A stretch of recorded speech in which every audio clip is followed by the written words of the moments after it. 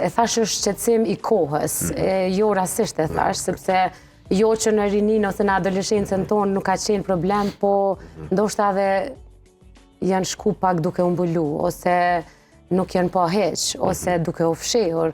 Por fati i mirë i gjeneratave të reja është që prindrit janë më të vetëdijshëm për shqetësimet dhe problemet që mund ndodhin edhe rreziqet që mund shkaktohen për të ardhmen e tyne.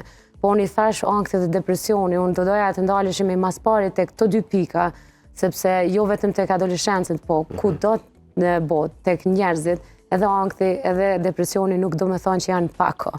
Janë diçka ndryshe nga njëra tjetra.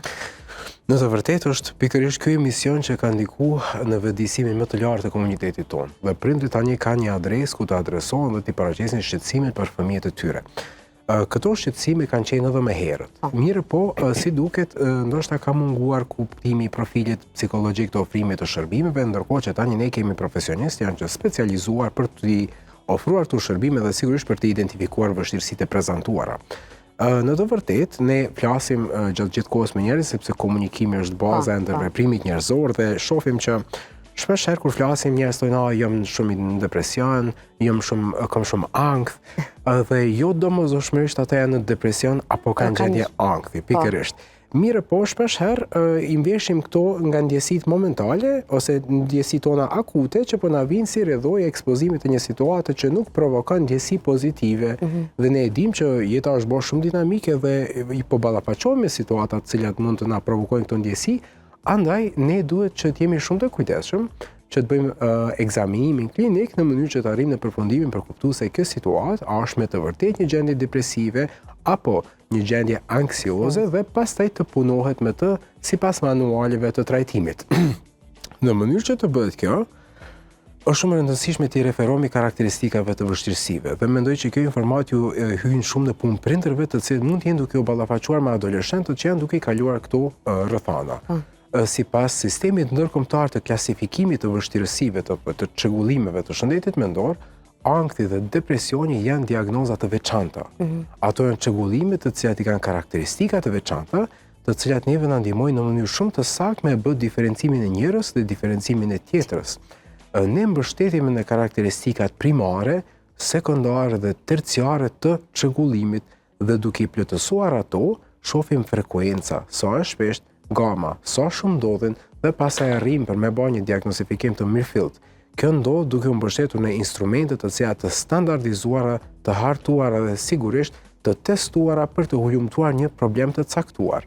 Profesionisti e ka përgjegjësinë për të vendosur një diagnozë dhe sigurisht për ta trajtuar rastin duke u mbështetur në forma të trajtimit.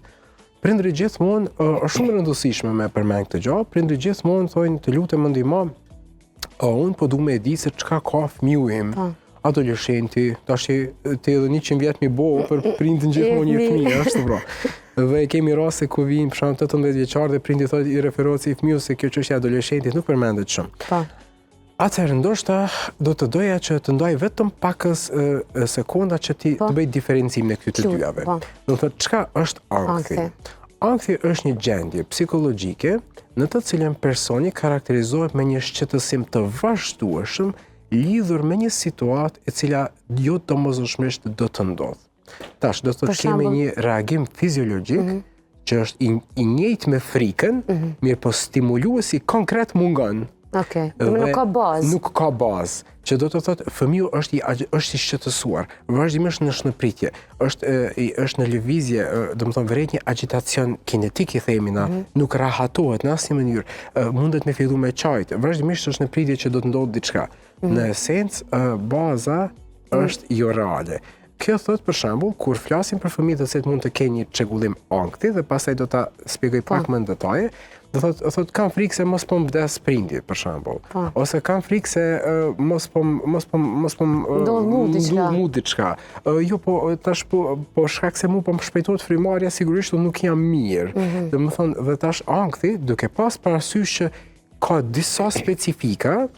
Ankthi tash klasifikohet si një umbrellë e gjerë dhe varësisht nga karakteristikat e shqetësimit, ankthi është i diferencuar. Për shembull, kur prindi ose adoleshenti ka frikë të ndahet nga prindi, nga rrethi, nga njerëz të njohur, quhet ankthi i ndarjes. Sepse nëse ndahem, aty do të ndodhë diçka, ose do të më ndodhë mua diçka në mungesë në tyre. Pjesën tjetër kemi çrregullimin e panikut. Do thotë, pa në situata të caktuara, trupi jon fillon dhe na marrin frymë shumë, hiperventilohemi, themi, krijohet përshtypja që mund të i humbas ndjenjat, mund të vdes, duhet të largohem patjetër. Domethënë, edhe në ato situata ku nuk është nevojshme ky lloj reagimi. Pastaj kemi edhe ankthin e hipokondriazis, për shembull, kur na mendojmë që jemi të bindur që kemi një problem shëndetësor, pa problem nuk po është dëshmojnë as analizë dhe as gjatë tjetër. Psikosomatike. Është psikosomatike. Që do të thotë, ankthi është një shqetësim i vazhdueshëm në të cilin shpeshherë i mbeshen edhe elementet tona trupore ose ndjesitë, që janë frymëmarrja, të rrara të shpejta të zemrës, gjerësitja, skuqja. Në mesin tonë kemi më të shtuar më të shpesh ankthin social. Pra adoleshenti ka shumë të vështirë me folë me të tjerët, ndoshta përgatitet shumë për shkollë, po kur duhet me u çu dhe me u pyet, bllokon. Dhe këto do thotë janë shqetësime të cilat na vijnë.